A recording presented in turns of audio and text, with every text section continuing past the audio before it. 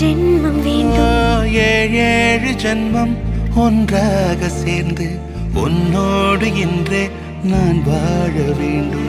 காலம்